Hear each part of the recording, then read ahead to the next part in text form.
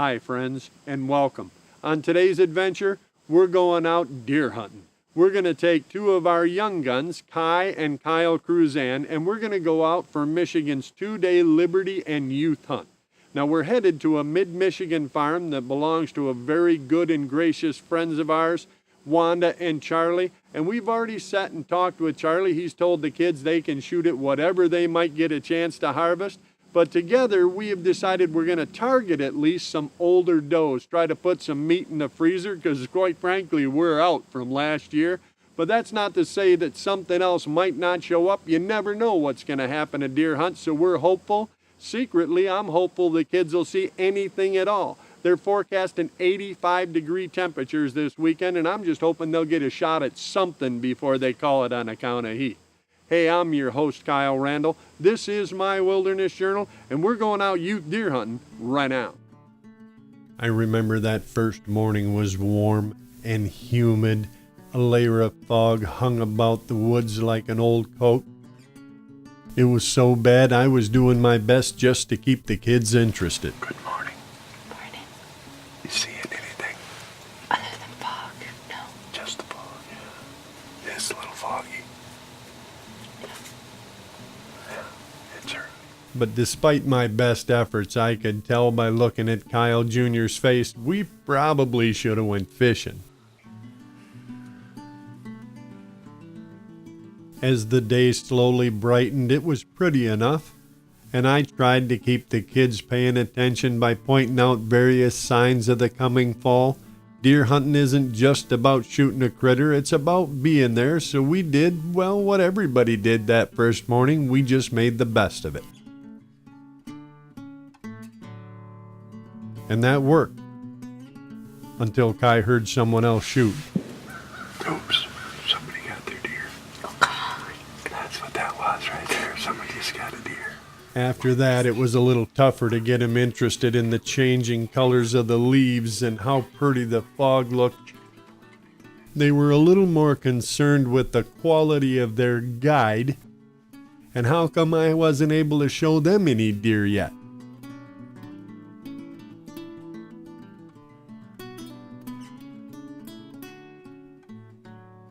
And to be honest, it went downhill from there. Do they have a dog? So if they did, that's probably it. Just barking at the dogs. So it means it's gotta be further over. Gotta be the next door neighbors. Charlie and Wanda don't have a dog. We were reduced to talking about the neighbor's barking dog and how hot it was already getting by the time the sun was just peeking through the trees. This was a slow start for anybody. I remember thinking it'd be tough if I was only 11. Hey, seen any? Not yet. Me neither. That first morning was hot and humid and dead still. We didn't see a deer of any kind. It was the kind of day you'd be better off fishing than hunting as far as I was concerned, but this is just a 2-day season, so, you take what you get. And then, at lunch, Kai came down with a terrible case of hay fever, decided she wasn't going back out hacking and coughing the way she was, so that left us with just one hunter for the evening set. And fortunately, despite the near 90-degree temperature, about an hour before dark, See the deer? Yes, I see two. Right over this way, too. 3 of them.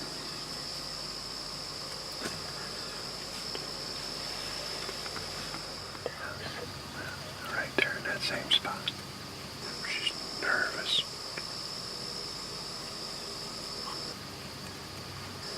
There they go. Turn it. Hopefully some more will come.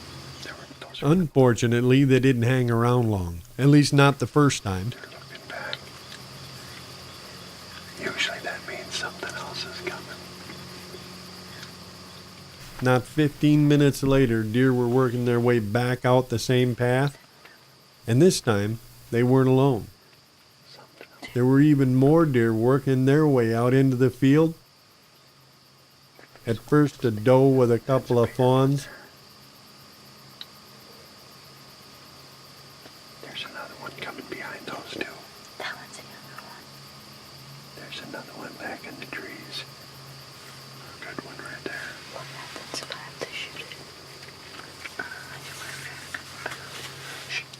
and then a couple of bigger does, one of which at least didn't have any fawns, the exact kind of deer we were here looking for. Yeah, those are falling. Let me see those.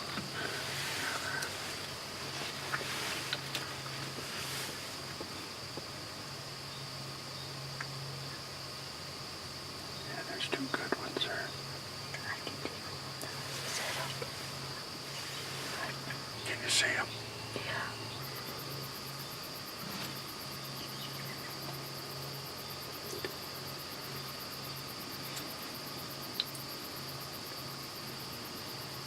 Get on. Oh, there's something.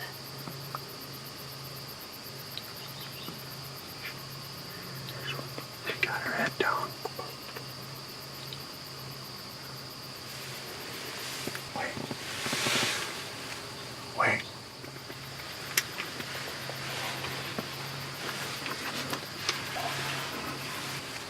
Wait. Okay, go ahead. Take your safety off. Yeah, that's right. Here, take your safety. Here, I got it. Could you keep your finger off the trigger?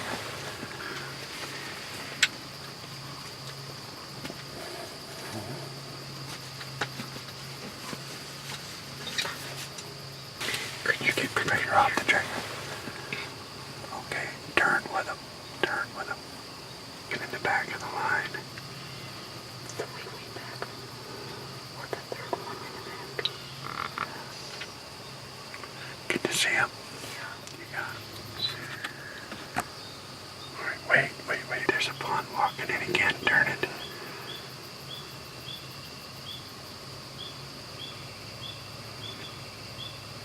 Can you get on her? Wait. No, I tell you, she just won't stand still. That's all right. We don't smoke them, they'll be here tomorrow. We were so close, and then they weren't close enough. They were outside Kyle's 100-yard range. Every time he got on that big dry doe, it seemed like she'd move or a fawn would step in his way. You want this shot to be as good as you can make it, not rushed, not in a hurry. And unfortunately, this time, it just didn't We happen. were close, man. Yes, we were.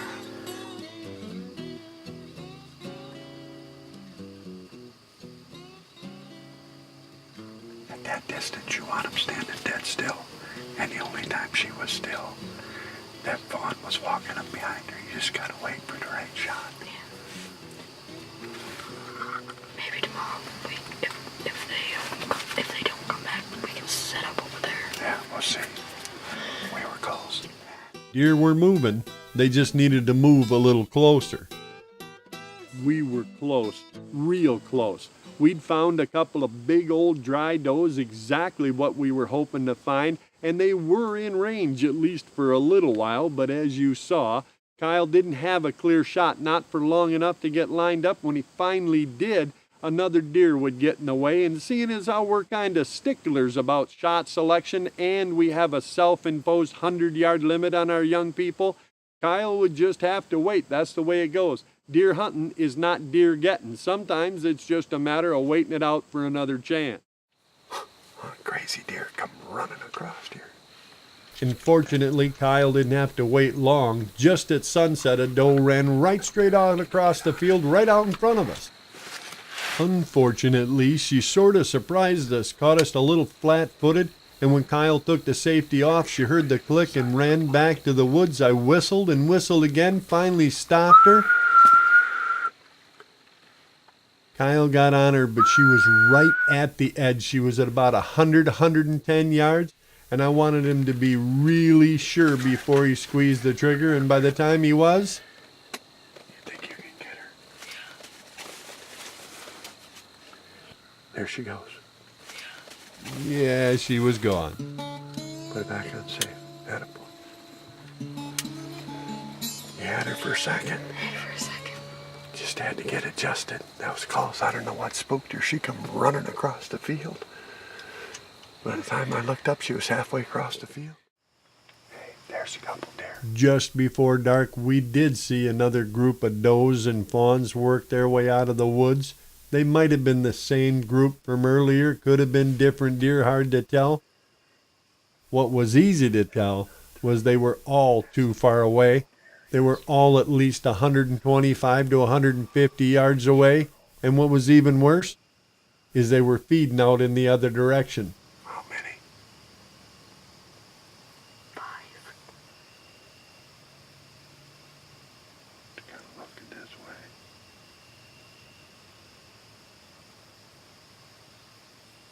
That is until something out on the road spooked them all together, and they all went running back to the woods. Far, you think? We were seeing deer, but we still weren't any closer to a venison dinner.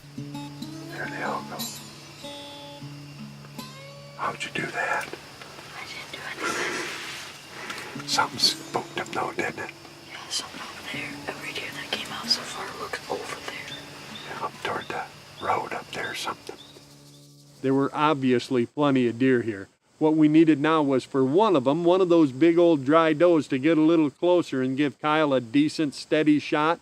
The worst thing that can happen on any deer hunt, as far as I'm concerned, is to have a rushed attempt turn into a poor shot and an unrecovered animal. That is definitely not the way to get a young person induced into lifelong hunting. It's not the right thing to do on any hunt.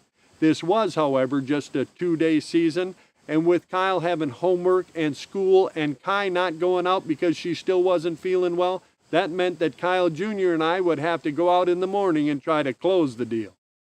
That next morning was still a little warm, but out across the field in the gathering light, There's a deer. Out there by the point. See it? Right out there. There's another one. Yep, I think it's a doe and a bull. first one and then several deer were working their way out into the field, and then In there. there was a buck, A couple of them. 2 of them. and then 2. And one of those bucks, even at this distance, even in this low light, you could tell this was a serious buck. Yeah, take that one if you want bugs. Kyle whispered something like, "Yeah, I'd take that one if he walked a little closer," and I thought, yeah, who in their right mind wouldn't? Unfortunately, these deer were over 300 yards away and they were working in toward the far edge of the woods. There was no reason to believe they'd get any closer. Still, it was really cool to see a buck this big out on a wild hunt. I know a lot of guys and gals who have hunted Michigan their whole life and never laid eyes on a trophy 10-point, let alone in season with a rifle in their hand. The small group of deer, including that big buck, stayed and fed for a little while, but as the purple light of first day turned softly to the yellow of dawn, A whole bunch of them are gonna head for the woods. they all turned and started heading to the woods.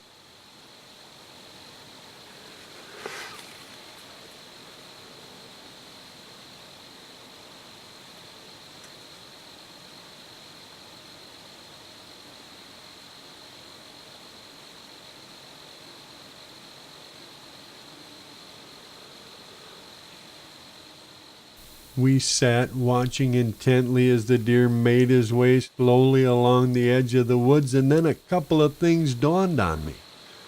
He's kind of walking our way. Yeah, he was kind of coming our way. Still a long ways out, but he was coming.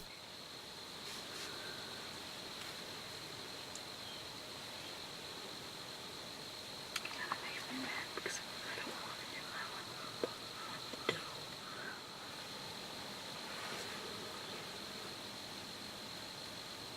Oh, you know what I think? I think that's Charlie's buck. I think that's that big buck Charlie was hunting for last year. The other thing that occurred to me about then was there couldn't be 2 deer like this on this farm. This had to be the giant 10-point that Charlie talked about seeing last year. That's a big buck. Yep, that's a good one. The deer that impressed him enough, even at 82 years of age, to take back up his rifle and head back into the woods in hopes of getting one more chance at a deer like this.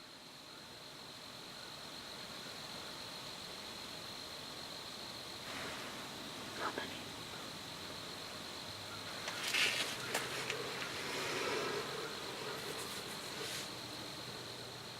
I sat there not saying too much. I didn't want to get Kyle any more wound up than he already was, and for that matter, I didn't need to get any more wound up either. Just watching a deer like this, knowing there's a possibility, even if he's gonna walk into the woods, and then he didn't. He was still coming. Get a little closer. He's coming still. He was down to 175 yards and still angling in.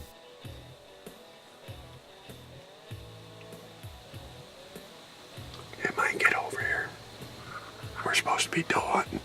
Just keep telling myself I'm doe hunting. Except maybe. The buck had closed the distance to a little more than 150 yards, and trust me when I tell you, things were starting to get serious. If he kept coming,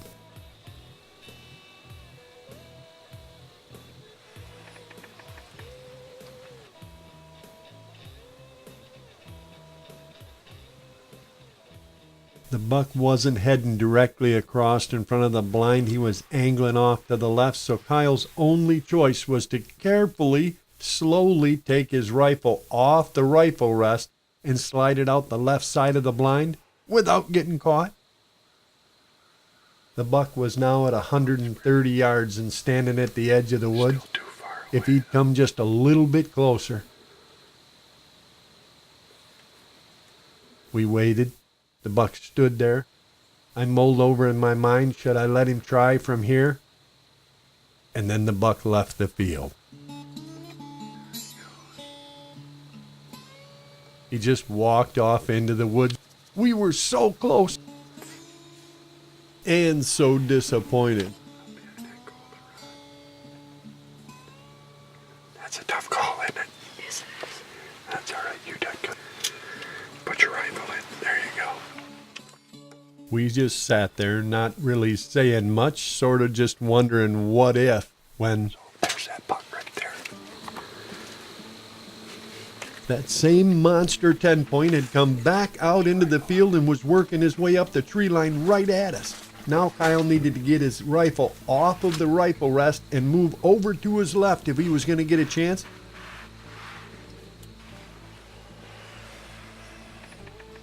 This buck was already in range. He just had to get over there without getting caught.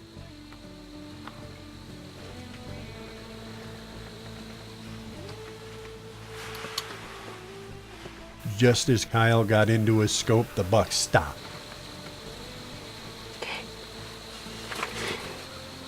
But it was just for an instant, then he started walking again. He was easing along. This buck was only 80 or 85 yards, and he was still coming closer.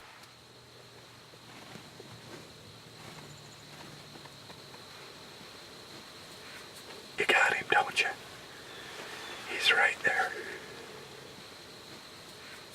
And even better, this buck didn't appear to have any idea we were there. He stopped. Can you see him?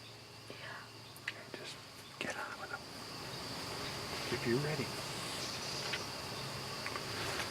He stopped, stood there, quartering away. Now it was on Kyle.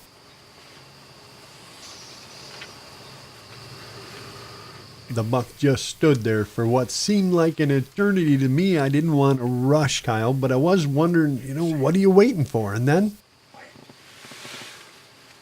Wait. the buck turned and started coming out even a little farther. I knew there had to be a million emotions running like freight trains through this 11-year-old's head.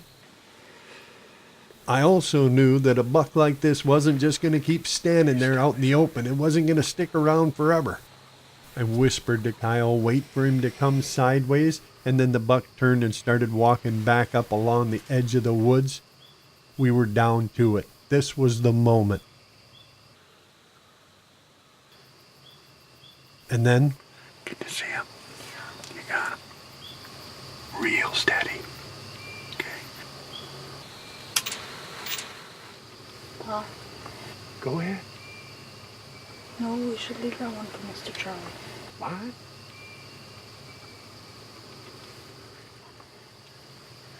We should let Mr. Charlie have him.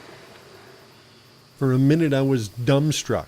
I couldn't believe what I just saw. I'll tell you what, there's not very to see a deer that nice, let alone could have harvested it and you could have taken him right there.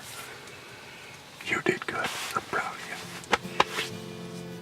you. You are awesome. My friends, that was amazing, flat out. I have hunted my whole life, far more than any man, woman, or child I know, and I have never witnessed an act of selflessness, of sportsmanship that even comes close to what I saw young Kyle do. You think about it. If you're out there in that stand in the moment, does it even cross your mind? Do you stop for 1 second and think about that 83-year-old fella, the one that gave you this great place to hunt in the first place, and his hopes to go out one more time and maybe see that deer again? Think about it. In the moment, in all that excitement, would it even enter your mind to have a young person, my young person, do that? Floored me. I want you to know I honestly and truly believe there is hope for the future of deer hunting. I just witnessed it right there. And I have to tell you, in that moment, I was never so proud. I oftentimes wonder, we try to teach our young people sportsmanship and ethics, but you really never know, is it catching hold, is it getting traction? Well, I'm here to tell you, it is. So please, take your young people out, teach them the right way, show them the right way. It matters. They're listening. And I truly hope they get out there and they get a chance to harvest something. I hope you had a great youth season. If you did, send us a picture or two. We'll put it in the family album. And don't forget for a minute that deciding to do the right thing, not taking that buck, in my opinion, was the greatest trophy that Kyle Jr. will ever harvest. Hey, I hope we see you out there with your young people. I hope you're doing it, enjoying it, and I hope you're dragging in a big old good one. And if we do run into you, well, we're going to stop and share that cup and a fire. And if we don't see you out there, friends, well, then I'll wait for you right back here so we can share another amazing adventure from my Wilderness Journal.